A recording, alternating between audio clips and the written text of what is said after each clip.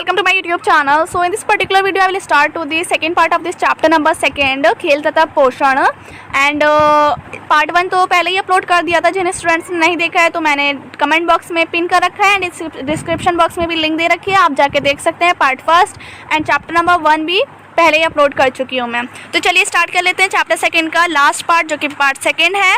तो इसमें हमारे टोटली कंप्लीट हो जाएगा चैप्टर एंड स्टार्ट करते हैं वीडियो को बिना टाइम वेस्ट किए। तो बहुत इजी एक्सप्लेनेशन है, नोट्स भी काफ़ी इजी हैं तो आपको अच्छे से समझ आ जाएगा, ध्यान से देखिएगा। अब हम बात करते हैं इस सेकेंड पार्ट का। जो सबसे पहला टॉपिक है वो यही है कि आहार के गैर पोषक तत्व यानी कि non nutritive components of diet. तो non nutritive components of diet पढ़ने से पहले मैं आपको ये बता दूं कि जब हमने पार्ट 1 पढ़ा था तो हमने क्या देखा था पार्ट 1 में आहार के पोषक तत्व, और इस वीडियो में हम स्टार्ट करें आहार के गैर पोषक तत्व। तो आहार के जो पोषक तत्व थे तो उसमें क्या आया था, यानी कि न्यूट्रिटिव कंपोनेंट्स ऑफ डाइट जो थे उसमें 2 टाइप आए थे उसके, एक था माइक्रो न्यूट्रेंट और एक था मैक्रो न्यूट्रेंट्स, यानी कि 2 थे, एक वृहद पोषक तत्व और एक सूक्ष्म पोषक तत्व। तो इन दोनों के ही बारे में हमने पार्ट 1 में भी डिस्कस कर लिया था और इनके टाइप्स के भी बारे में जान लिया था कि कार्बोहाइड्रेट, प्रोटीन, मिनरल्स और फैट, वाटर सब के बारे में हमने जान लिया था जो कि आहार के पोषक तत्व थे। तो इस वीडियो में हम बात करते हैं, स्टार्टिंग करते हैं आहार के गैर पोषक तत्व से। तो इसको समझिएगा कि ये क्या होते हैं। तो ये आहार के ऐसे घटक होते हैं जो कैलोरी उपलब्ध नहीं कराते, यानी कि ये ऐसे घटक होते हैं आहार के खाने में ये ऐसे घटक होते हैं जो बिल्कुल कैलोरी उपलब्ध नहीं कराते, यानी कि खाने में ये होते तो हैं, पोषक तत्व होते हैं ये, लेकिन इनसे हमें बिल्कुल भी एनर्जी नहीं मिलती। ये ऐसे पोषक तत्व हैं इनसे हमें बिल्कुल भी 0% की एनर्जी मिलती है, बिल्कुल कोई एनर्जी नहीं मिलती इनको खाने से, लेकिन फिर भी ये इंपॉर्टेंट होते हैं। और इसमें आ जाते हैं 4 तरह के। फर्स्ट होता है फाइबर जिसको हम हिंदी में फोक या रेशे कहते हैं, सेकेंड वाटर जल, और थर्ड होते हैं स्वाद यौगिक यानी कि जो टेस्ट कंपाउंड होते हैं, फोर्थ है रंग यौगिक। इन सभी को डिटेल में पढ़ेंगे आगे, अभी आप बस नाम याद रखिए, फाइबर, वाटर, स्वाद यौगिक और रंग यौगिक, ठीक है, यानी कि कलर कंपाउंड। गैर पोषक घटक होने के बावजूद, यानी कि गैर पोषक घटक होने के बावजूद ये क्या होते हैं, हमारे लिए आवश्यक होते हैं, हमारे लिए काफ़ी ज़्यादा ज़रूरी होते हैं, इनका रोल इंपॉर्टेंट होता है, बट इनसे हमें कोई एनर्जी नहीं मिलती, लेकिन फिर भी ये ज़रूरी होते हैं हमारे लिए। इनका प्रयोग स्वाद या रंग देने के लिए भी किया जाता है, यानी कि खाने में जो स्वाद आता है, टेस्ट आता है और जो खाने में रंग आता है उसके लिए भी इसका यूज़ किया जाता है। तो इनके टाइप्स के बारे में पढ़ते हैं डिटेल में। अब सबसे पहले पढ़ते हैं फाइबर के बारे में।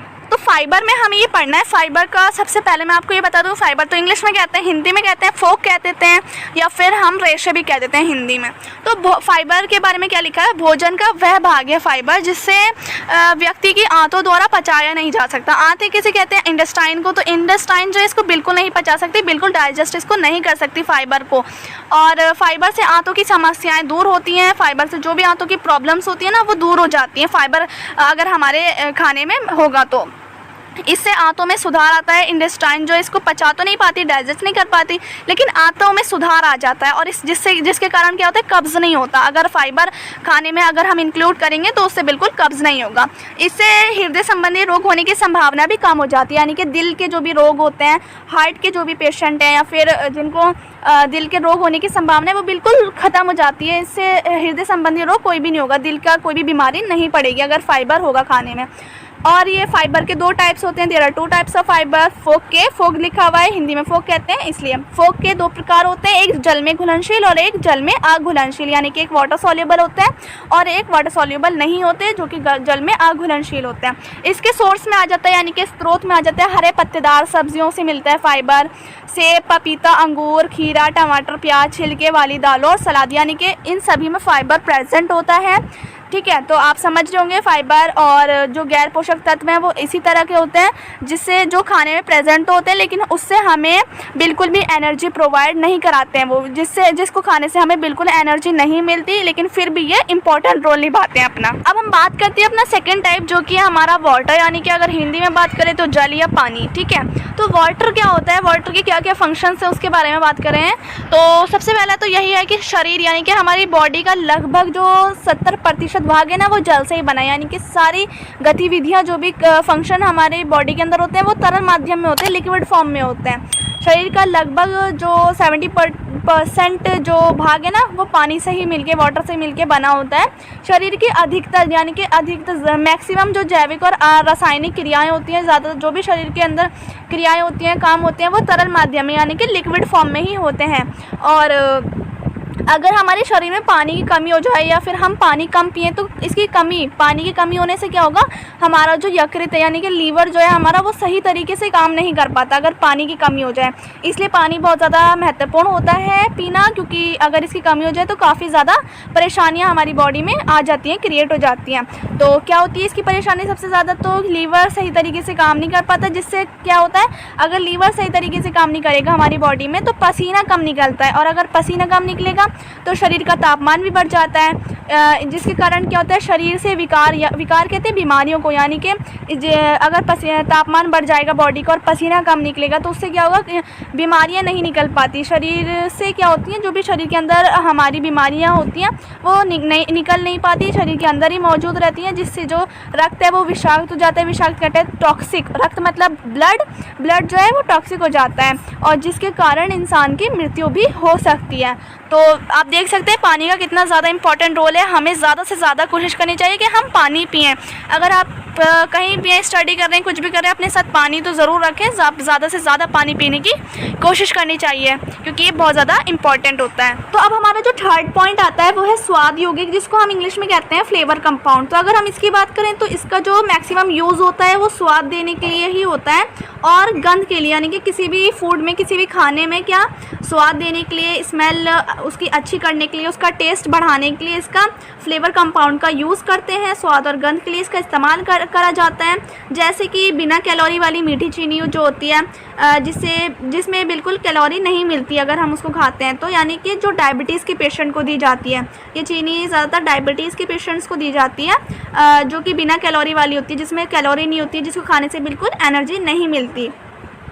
और ये हमारे लिए हानिकारक भी हो सकते हैं। जो फ्लेवर कंपाउंड होते हैं, स्वाद यौगिक होते हैं, ये हमारे ह्यूमन बॉडी के लिए, हमारे शरीर के लिए बहुत हानिकारक भी हो सकते हैं। क्यों हो सकते हैं? क्योंकि इसमें क्या होता है फ्लेवर कंपाउंड में किसी भी खाने में अच्छा स्वाद देने के लिए, उसकी स्मेल, उसकी गंध को अच्छा करने के लिए, उसका स्वाद बढ़ाने के लिए क्या करते हैं, केमिकली कोई भी लिक्विड डाल देते हैं, कोई भी केमिकल का यूज़ करते हैं। तो वो केमिकल जो है अगर हम उस खाने को खाते हैं वो तो हमें ऐसे तो टेस्ट तो बहुत अच्छा लगेगा, लेकिन जब हमारी वो बॉडी में जाता है तो उस डाइजेशन में प्रॉब्लम आती है। तो वो इसलिए कहते हैं कि हमारी बॉडी के लिए ये फ्लेवर कंपाउंड बहुत हानिकारक होते हैं। इसलिए ये हमें जो भी केमिकल किसी भी अगर खाने में डला हुआ हो, अच्छा उसका टेस्ट ज़्यादा बढ़ाने के लिए, तो वो हमें नहीं लेने चाहिए। इसलिए प्राकृतिक स्वाद ही अच्छा होता है। प्राकृतिक यानी कि जो नेचुरल फ्लेवर होता है किसी भी चीज़ का, किसी भी फूड का जो नेचुरल फ्लेवर होता है ना, वही बेस्ट होता है, हमें उसमें ही खाना चाहिए। हमें कोई केमिकली मिला के कोई भी चीज़ नहीं खानी चाहिए। अब फोर्थ आता है हमारा जो कि है रंग यौगिक, जिसको हम इंग्लिश में कहते हैं कलर कंपाउंड। तो इसमें क्या होता है, हर खाद्य पदार्थ का अपना एक प्राकृतिक रंग होता है, यानी कि प्राकृतिक इसे कहते हैं नेचुरल को, यानी कि कोई भी खाने की चीज़ ले लो, कोई भी पदार्थ खाने का ले लो, चाहे फ्रूट ले लो, चाहे वेजिटेबल ले लो, चाहे और कोई चीज़ ले लो आप खाने की, हर चीज़ का एक अपना प्राकृतिक नेचुरली कलर होता है। फिर क्या होता है, जब नेचुरली एक चीज़ का कलर है, लेकिन लोग क्या करते हैं बाज़ार में इन्हें अच्छे दाम में, अच्छे रेट में बेचने के लिए कई बार इन पर कुछ लोग क्या करते हैं केमिकली कलर भी चढ़ा दिया जाता है, जो कि स्वास्थ्य के लिए, हमारी हेल्थ के लिए बहुत ज़्यादा हानिकारक होता है, बहुत मतलब सही नहीं रहता, हमारी हेल्थ इससे ख़राब हो जाती है। तो इसलिए हमें ये भी नहीं लेने चाहिए। जो अब लोग क्या करते हैं, इस पर केमिकली कलर चढ़ा देते हैं उनको अच्छे दाम में बेचने के लिए। जैसे किसी भी चीज़ का कलर है वो डिम लग रहा है उस पर, तो उस पर क्या करते हैं, उस पर ज़्यादा अच्छा केमिकल, मतलब उसका कलर बहुत ज़्यादा आकर्षक हो जाए, बहुत डार्क सा अच्छा सा कलर दिखे, इसलिए उस पर केमिकल चढ़ा दिया जाता है, जिससे लोग क्या उसकी तरफ अट्रैक्ट हों, उस खाने की चीज़ पर उसका कलर देख के बहुत ज़्यादा अट्रैक्ट हो जाए और उसको ले लें। अब लोग ले लेते हैं, उस पर केमिकल लगा हुआ रहता है, लोगों को पता तो होता नहीं है, तो फिर क्या होता है, अगर वो खाएंगे उस केमिकल कलर वाली चीज़ को या फिर केमिकल फ्लेवर वाली चीज़ को, तो वो ह्यूमन बॉडी के हेल्थ के लिए बहुत ज़्यादा हानिकारक रहेगा, यानी कि बहुत गलत रहेगा, उससे हेल्थ ख़राब होती है। इसलिए हमें ऐसी कोई चीज़ नहीं खानी चाहिए। जो नेचुरल फ्लेवर हो, नेचुरल कलर हो, ऐसी ही चीज़ खानी चाहिए। नेचुरल बेस्ट होता है, नेचुरल कलर हो चाहे नेचुरल फ्लेवर हो, वही सही रहता है। अब हमारा जो नेक्स्ट स्लाइड में हमारा टॉपिक आता है वो है वेट कंट्रोल, जिसको हम कहते हैं भार नियंत्रण। तो अगर हम बात करें भार नियंत्रण की कि हम वेट कंट्रोल किस तरह से है, किस तरह से कर सकते हैं, तो हेल्दी वेट, सबसे पहले बात करते हैं हेल्दी वेट की, यानी कि जो हेल्दी वेट स्वस्थ भार होता है वो किसे कहते हैं। तो यहाँ पर लिखी हुई डेफिनेशन, वो हार नहीं होगा, यहाँ पर टाइपिंग मिस्टेक हो रखी है, आप देखिएगा। अगर आप नोट करेंगे इसको तो आप यहाँ पर भार लिखिएगा, ये भार होगा। भार कहते हैं वेट को, वज़न को।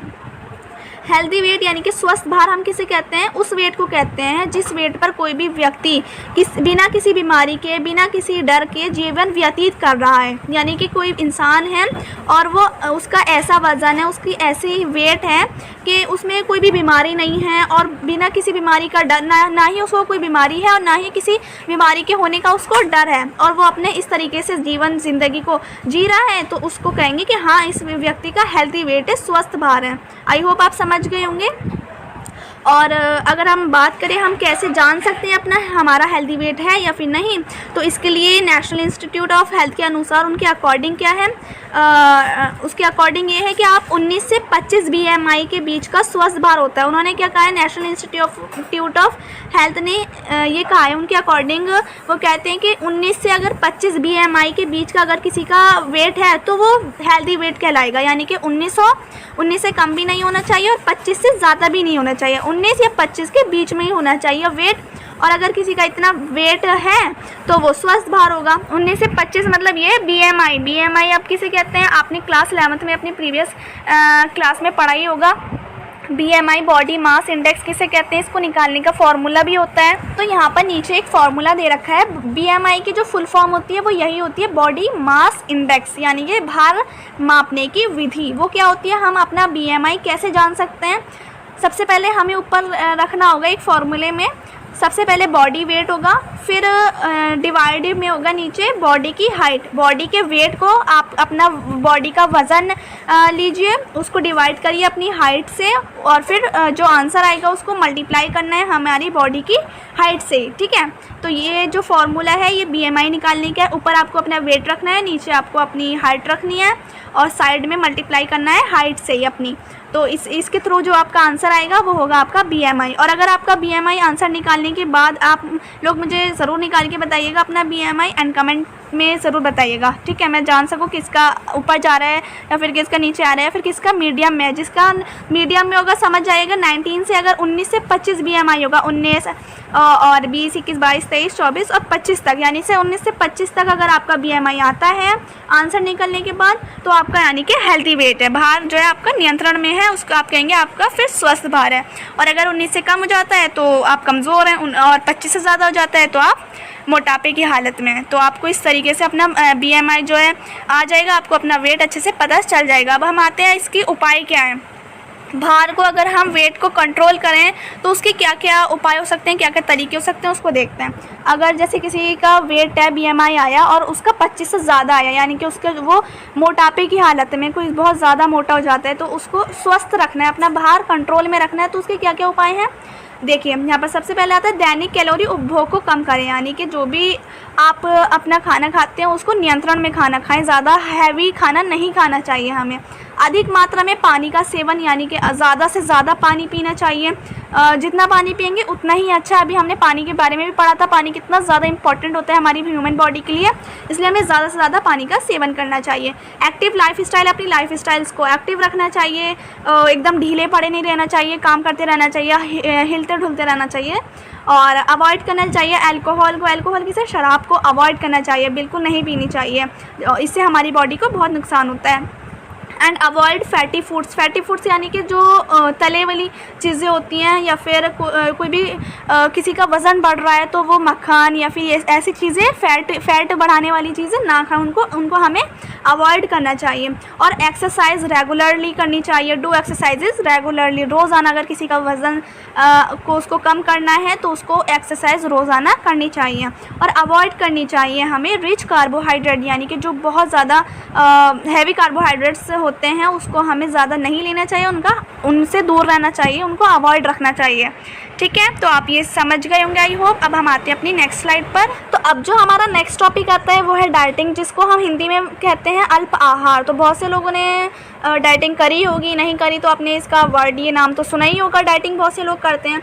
तो इसमें लिखा है बहुत से खिलाड़ी जो प्लेयर्स होते हैं वो और बहुत से लोग व्यक्ति पतले होने की इच्छा रखते हैं, तो वो पतले होने की इच्छा में अपना खाना पीना बहुत ज़्यादा कम कर देते हैं, तथा बहुत बार तो लोग ऐसा करते हैं कि रोटी तक खाना छोड़ देते हैं। इसका बहुत बुरा प्रभाव, बहुत बैड इफेक्ट पड़ता है हमारी ह्यूमन बॉडी पर डाइटिंग करने का। यानी कि अगर हम रोटी खाना तक छोड़ देंगे तो उससे हमारी हेल्थ ख़राब होगी और उससे बहुत बुरा प्रभाव पड़ता है हमारे शरीर पर, तथा इससे उनके शरीर में पोषक तत्वों की कमी हो जाती है। पोषक तत्व कहते हैं न्यूट्रिएंट्स को।